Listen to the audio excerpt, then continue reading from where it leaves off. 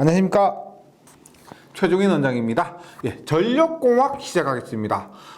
전력공학은 대학교에서 배울 때는 발전공학, 그 다음에 송배전공학, 혹은 뭐 전력계통공학 이런 과목들을 배우게 됩니다. 그래서 전력공학이라는 것은 전력을 발생한다. 그래서 발전공학. 그 다음에 송배전공학. 전력을 보내고 받는다. 라고 해서 전력공학이라고 이름을 붙입니다. 뭐 전기기기 과목은 뭐예요? 전기기기, 발전기, 전동기 이런 것들에 대해서 배우는 것이 전기기기고, 전력공학은 포괄적으로 전력을 발생하고 보내고 받고 이런 것들에 대해서 배우는 것입니다. 이 전력공학 과목의 특징을 한번 살펴보면은 가장 큰 특징이 뭐냐면은, 우리가 전력공학 하면은 따로 두고 볼 수 없는 것이 이 실기 과목입니다. 전기기사, 뭐 전기산업기사 이런 전기 관련 자격증들은 실기가 더 어렵습니다. 필기보다요. 그래서 이 전력공학 과목이 필기를 위주로, 필기를 목표로 문제답 이런 식으로 공부하시면은 굉장히 쉬운 과목이에요. 그런데 실기까지 염두하고 조금 깊이 공부하신다고 하면은 굉장히 어려운 과목 중 하나입니다. 뭐 전기 자기하기 어렵다고 하는데 실제로 깊이 공부했을 때는 이 전력공학 과목이 더 어렵게 느껴지실 거예요. 그래서 이것을 실기에서 조금 편하게, 어차피 최종 목표는 실기 합격이니까요. 그것까지 고려를 하신다면은 제가 뭐 너무 쉽게 하기도 그렇고요. 중간 정도, 그래서 실기에 어느 정도 도움이 될 것 같은 수준으로 수업을 진행하도록 하겠습니다. 그렇게 해주시면은 실기에서 어느 정도 수월함을 느낄 수 있을 겁니다. 그 다음에 두 번째, 전력공학 과목이 현장에서도 중요합니다. 보세요. 내가 전력공학을 완벽하게 공부했다라고 해서 바로 현장에서 써먹을 수는 없어요. 현장에서 다시 배우고 공부해야 되는 건 맞습니다. 하지만 전력공학을 꼼꼼하게 공부하시잖아. 그러면 내가 이 용어, 이 기기들이 하는 역할이나 작용 등에 대해서 알고 있기 때문에 현장에 나가서 그만큼 수월하다는 겁니다.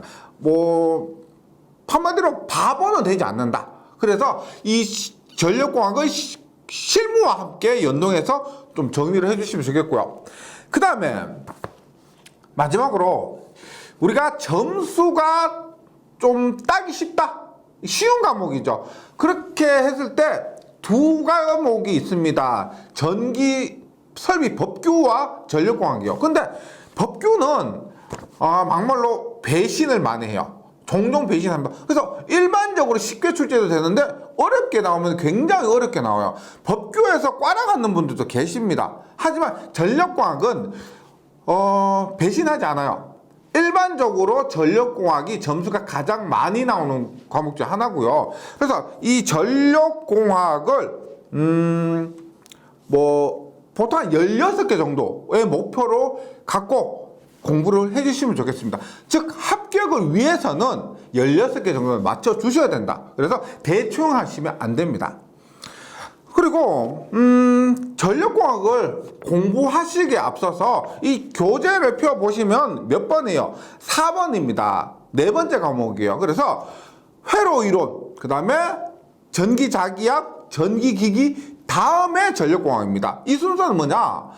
회로이론을 공부하지 않으시면 이 전력공학은 굉장히 어렵습니다. 말 그대로 문제답 밖에 할 수가 없어요. 그래서 가장 효과적인 방법은 반드시 회로이론을 공부해 주시고요. 그 다음에 자기학과 기기를 공부한 다음에 전력공학 해주시면 효율적인 면에서는 좋습니다. 그러니까 이런 거죠. 어차피 공부해야 될 거 순서 없이 막 하느냐가 아니고, 이왕에 공부하신다고 하면은 회로이론, 전기자기학, 전기기기 다음에 공부해 달라고 부탁을 드리겠습니다.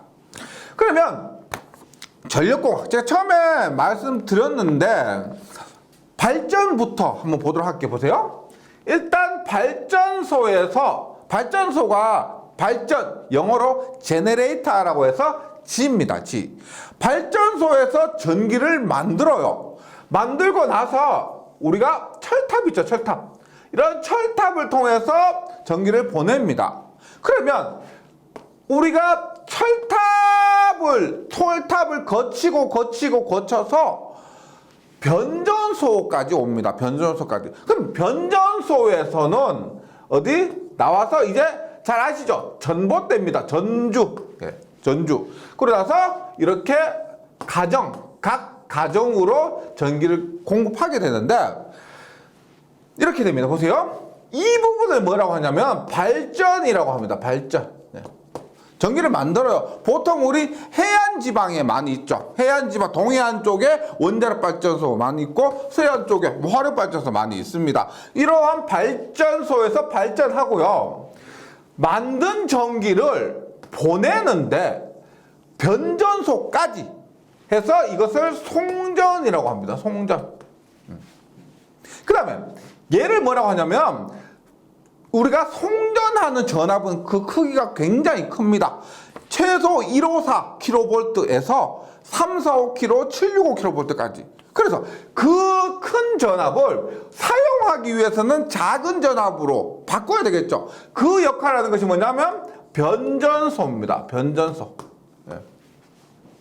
그 다음에 변전소 이후를 뭐라고 하냐면 받는다라고 해서 이것을 우리가 배전이라고 합니다. 배전.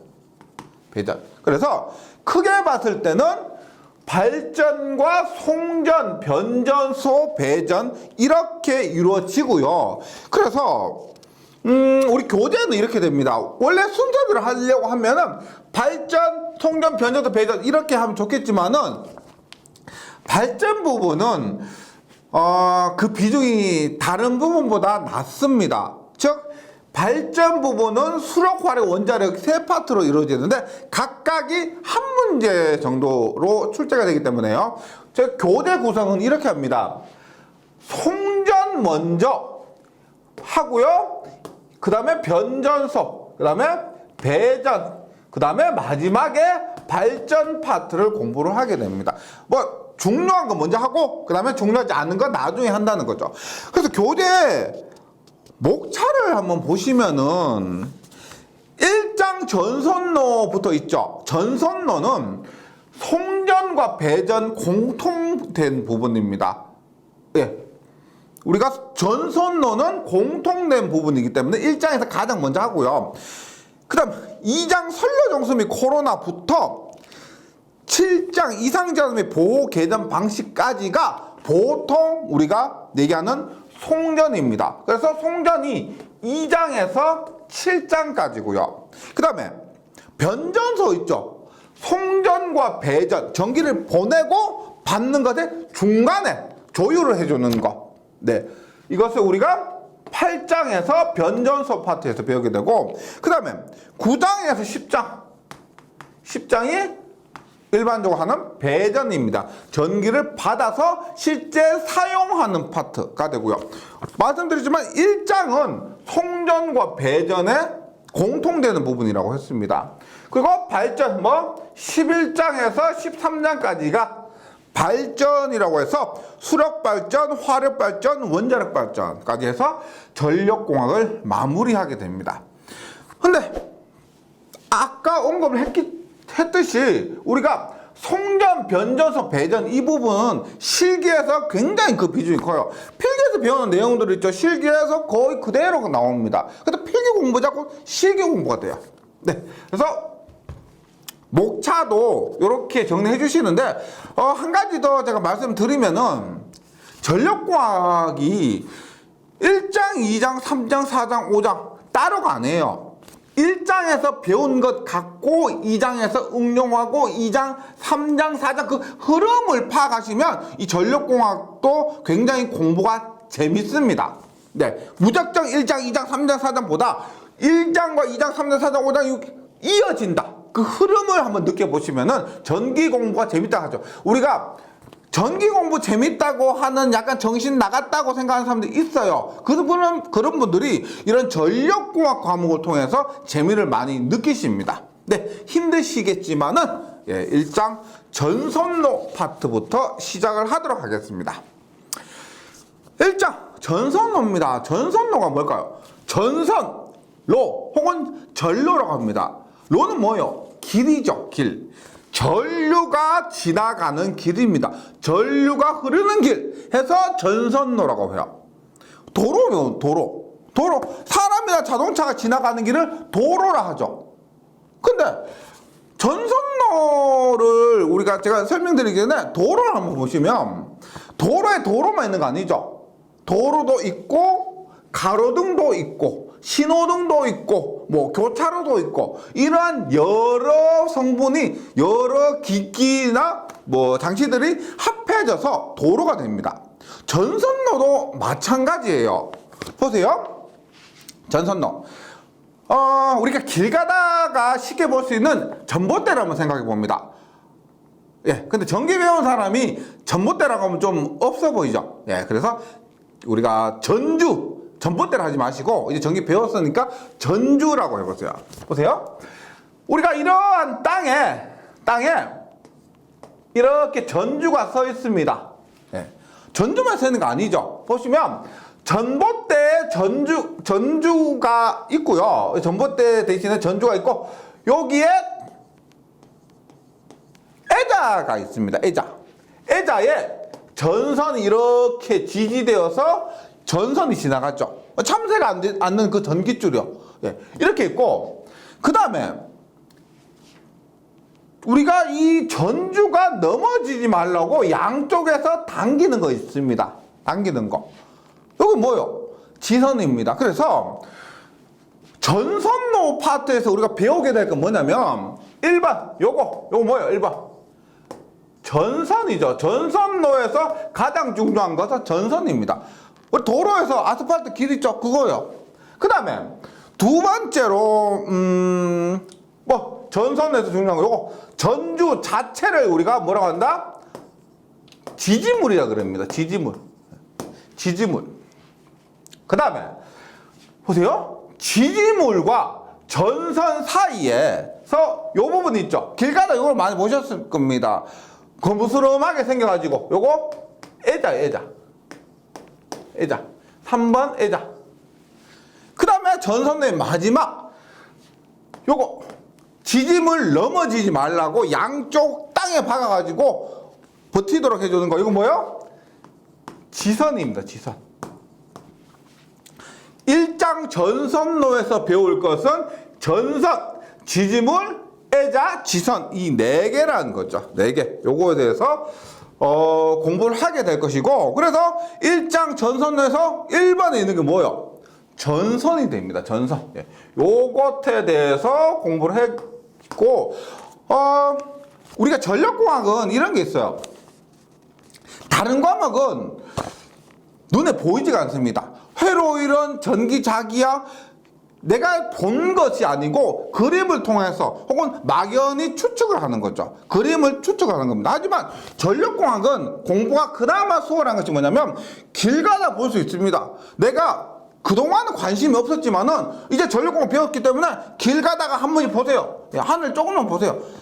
전주, 전선, 지짐을, 애자 등을 눈으로 확인할 수 있기 때문에 한결 공부하기가 수월할 겁니다. 그리고 앞으로 좀 더 관심을 갖고 보시면은 공부에도 도움이 되고 재미가 있을 겁니다.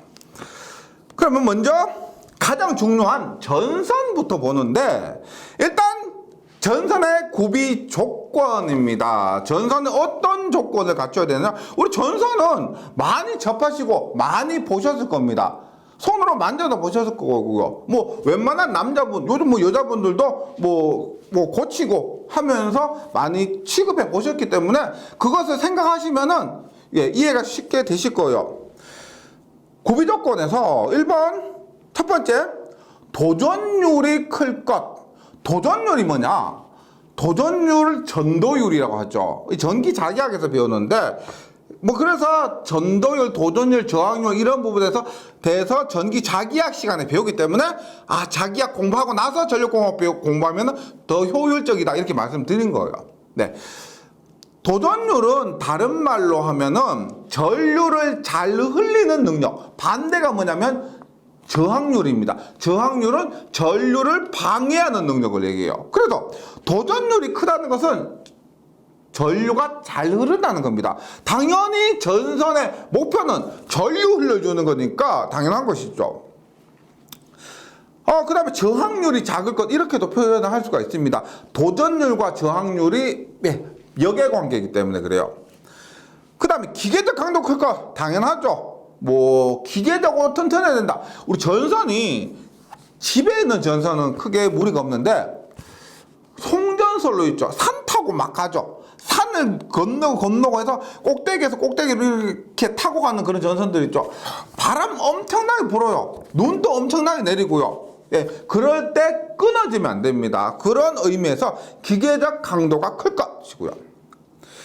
그 다음에 가요성이 크다는 것은 전기에서는 자주 나오는데, 가요성이란 것은 가요, 노래가 아니죠. 가요는 뭐다? 잘 구부러지는 겁니다. 가요 전선관, 잘 구부러지는 전선관을 얘기해요. 그래서 우리가 작업을 하는데 너무 단단해가지고 구부러지지 않으면 전선을 설치한다, 가선한다라고 하죠. 그럴 때 어렵습니다. 그래서 가요성이 있다, 잘 구부러질 것, 이렇게 되고, 내구성, 뭐요? 내구성 클 것. 우리가 원래 성질에서 변형되지 않은 성질. 예, 그런 것은 내구성이라고 합니다. 당연하고요. 가격이 싸고 대량 생산이 가능할 것.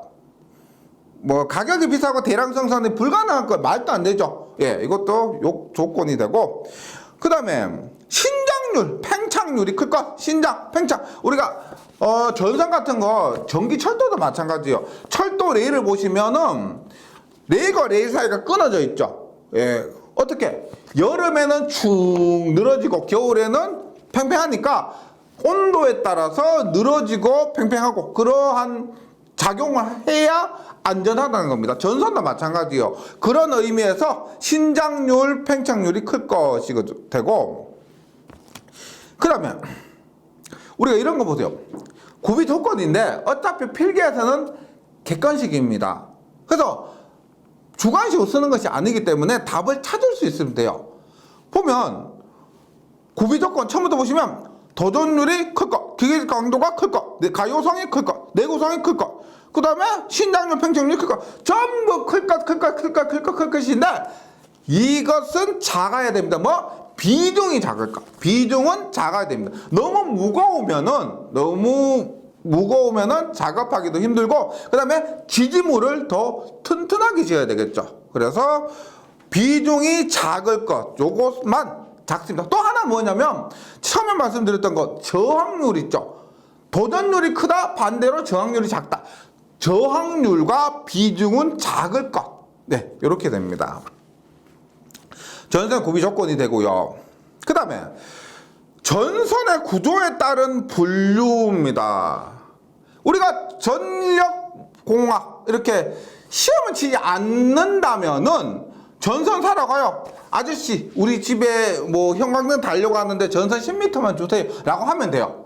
하지만 우리는 전력공학을 공부를 하고 시험을 쳐야 됩니다. 더 나아가서 현장에서도 적용을 하셔야 돼요. 그러기 위해서는 좀 더 깊게, 뭐 형광등 다는데 필요한 전선뿐만 아니고, 예, 여러 가지의 전선의 종류들에 대해서도 공부할 필요가 있습니다. 그럼 보세요. 첫 번째, 종류가 많은데 첫 번째, 구조 혹은 가닥수라고 합니다. 가닥수. 가닥이 한 가닥이냐 여러 가닥이냐에 따라서 단선과 연선으로 이루어집니다. 단선과 연선. 네, 이건 어렵지 않죠. 한 가닥이냐 여러 가닥이냐. 그 다음에 재료에 따라서 우리가 전선의 안에 있는 거 있죠. 실제 전류가 흐르는 부분, 그 부분이 구리로 되어 있느냐 알루미늄으로 되어 있느냐.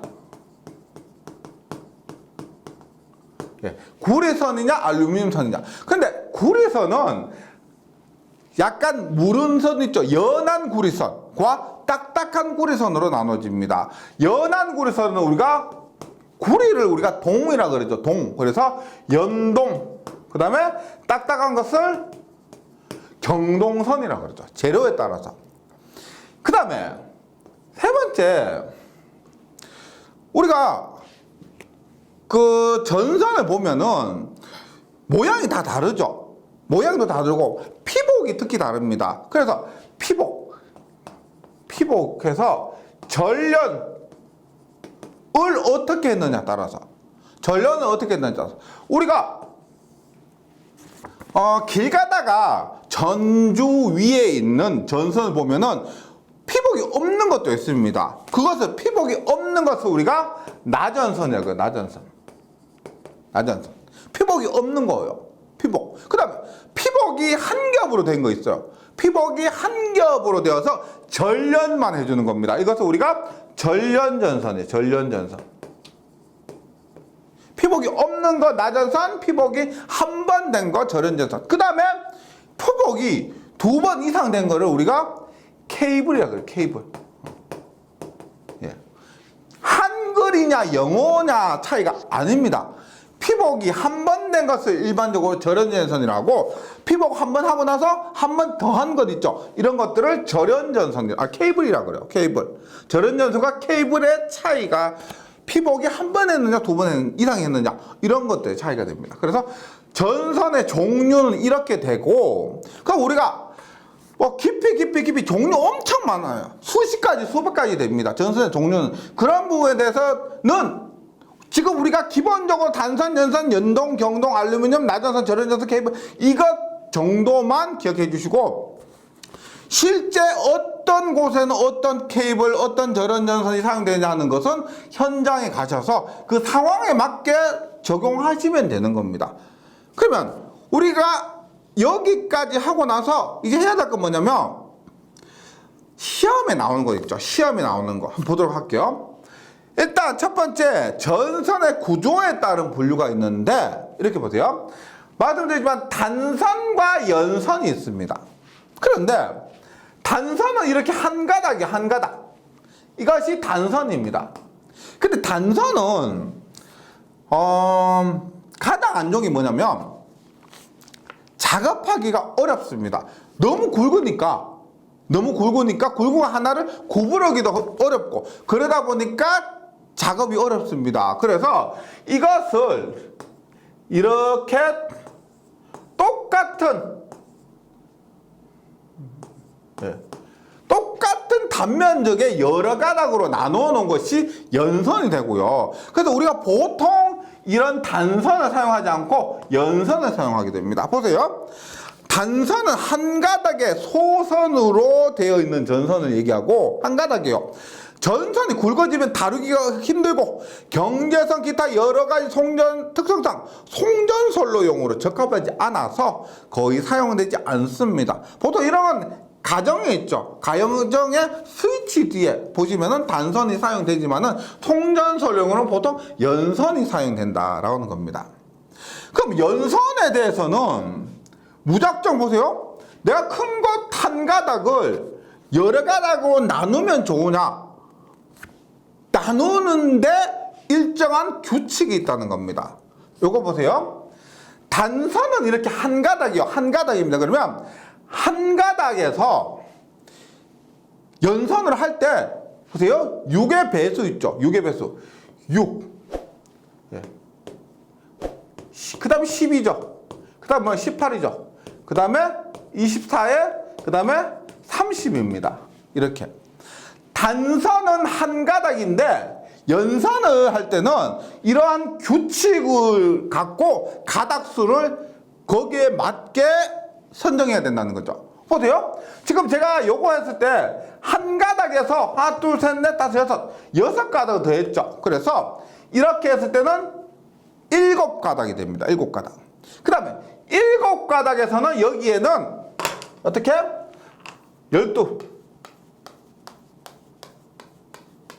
12가닥이 돼요. 그럼 얼마요? 7가닥에서 12가닥 따니까 얼마?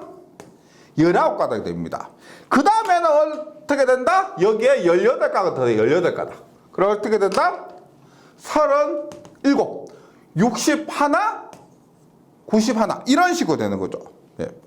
그래서 연선에 일정한 규칙이 있다는 겁니다. 규칙이 있는데, 그래서 보세요. 연선의 소선 총수라고 합니다. 소선의 총수를 N이라고 했을 때,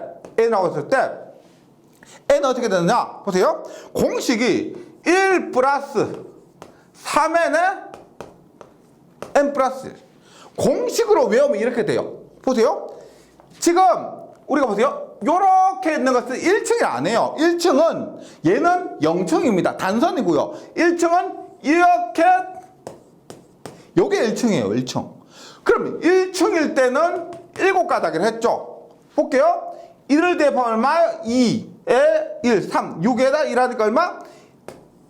1층일 때 7가닥이요. 2층 볼게요. 2층 2, 3에다가 6, 3, 18에 1 하니까 얼마? 19가닥. 3층일 때 얼마? 37가닥. 4층일 때 61, 5층일 때 뭐 91 이런 식으로 간다는 거죠.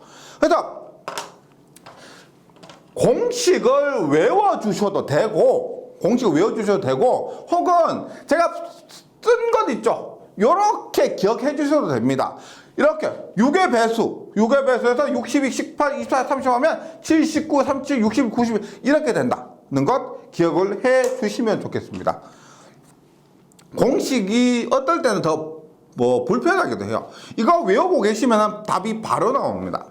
네, 이렇게 기억을 해 주시고, 그 다음에 연선의 바깥지름입니다. 바깥지름 한번 볼게요. 바깥지름 이렇게 1층짜리 해볼게요. 1층짜리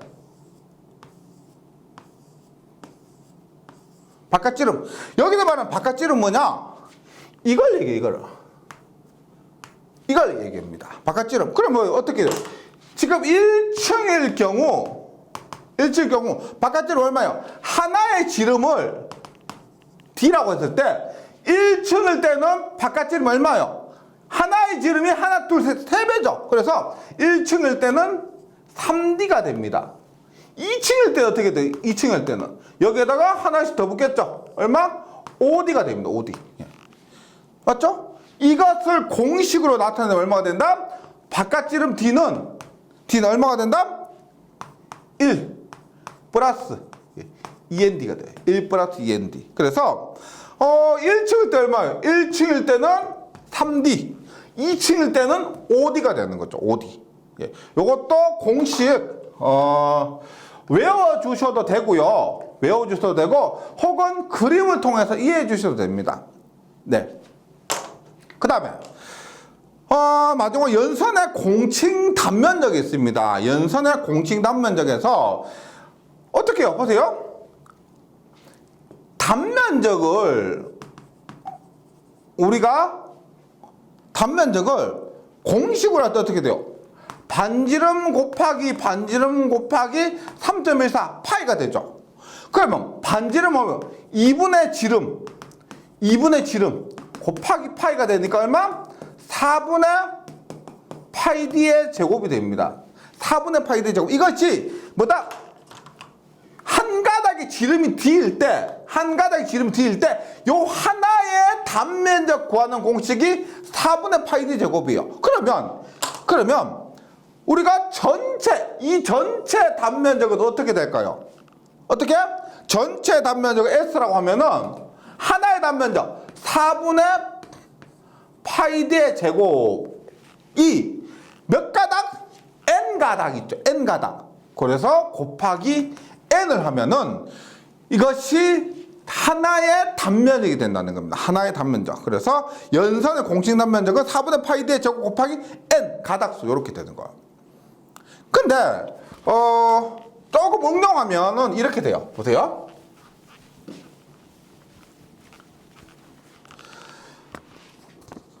제가 연선의 가닥수도 정해져 있다고 그랬죠.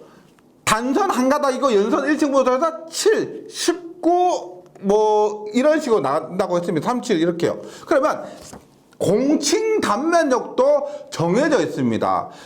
혹은 이게 법규 과목이나 실기에서는 반드시 외우셔야 되는데 공칭 단면적이 어떻게 되어 있냐면은 1.5 제곱밀리미터. 단위를 제곱밀리미터라 할 수도 있고요. 스퀘어라고 할 수도 있습니다. 1.5 제곱밀리미터라 하지 않고 1.5 스퀘어 이렇게 돼요. 그 다음에 1.5, 2.5, 4, 6, 15, 뭐 25, 뭐 이런 식으로 나가요. 이것이 전선의 공칭 단면적입니다. 그러니까 내가 뭐 10.24 제곱밀리미터를 만든다고 해서 그거 필요하다고 해서 가게에 가서 전선 가게에 가서 10.24 제곱밀리미터짜리 주세요라고 하면 없어요. 공식적으로 정해진 것, 이 공칭 단면적을 제작해서 판매를 한다는 겁니다. 그래서 우리가 만약에 공칭 단면적이라고 묻는다고 하면은 이렇게 답하셔야 돼요. 예를 들어서 제가 문제를 하나 가져왔는데 보세요. 7에 2 밀리미터 이렇게 봅니다. 이게 무슨 뜻이냐면 연선입니다. 연선에 한 가닥의 지름이 2mm예요. 한 가닥의 지름이 2mm인데 그것이 7가닥인 연선이라는 겁니다. 그러면 앞에서 그렸던 거 있죠? 이렇게 이런 걸 얘기해요. 이렇게 하고 얘가 뭐 얼마? 지름이 2mm라는 겁니다. 2mm짜리가 7가닥인 것을 이렇게 표시하는 거예요. 이렇게 표시하면 만약에 총 가닥 수는 7가닥.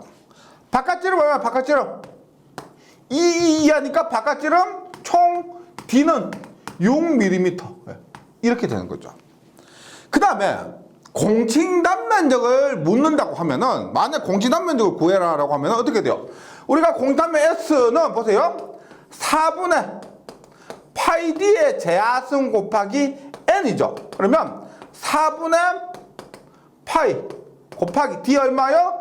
2죠. 2의 제곱 곱하기 N이 얼마요? 7가닥입니다. 7가닥. 이렇게 하면은 21.99 제곱밀리미터가 나와요. 공칭 단면적이 21.제곱밀리미터 이렇게 나오는데 근데 이게 공칭 단면적이 아니죠. 계산된 값입니다. 그럼 만약에 공칭 단면적을 선정하라. 그러면 내가 전선 가게 가서 적당한 전선을 산다고 하면 얼마짜리 사야 되느냐? 얼마? 21.99보다 더 안전하게 그 전류를 흘리려면은 더 큰 것을 사야 되겠죠. 그래서 공칭 단면적 25짜리를 사야 된다는 겁니다. 이것을 선정해야 된다. 이런 의미예요. 네. 뭐 전력공학 이제 시작을 하는데 먼저 전선로에서 전선 부분 이제 했습니다. 너무 공식 외우면서 이렇게 하지 마시고요. 제가 말씀드린 부분 조금 뭐 이해 위주로 그리고 공식을 외워서 대입한다기보다는 그림을 그려서 이렇게 이해하는 방법으로 공부를 해주시면 좋겠습니다. 처음부터 너무 부담 갖지 마시고요. 좀 재미를 느껴볼 수 있도록 이렇게 공식을 외우면 재미를 잘 못 느껴요. 이렇게 그림을 그려서 이해를 해보시면은 어느 순간 전기가 재밌어지고 자신감이 붙을 수 있습니다. 네, 잘 정리해 주시고 저는 다음 시간에 다시 뵙도록 하겠습니다. 수고하셨습니다.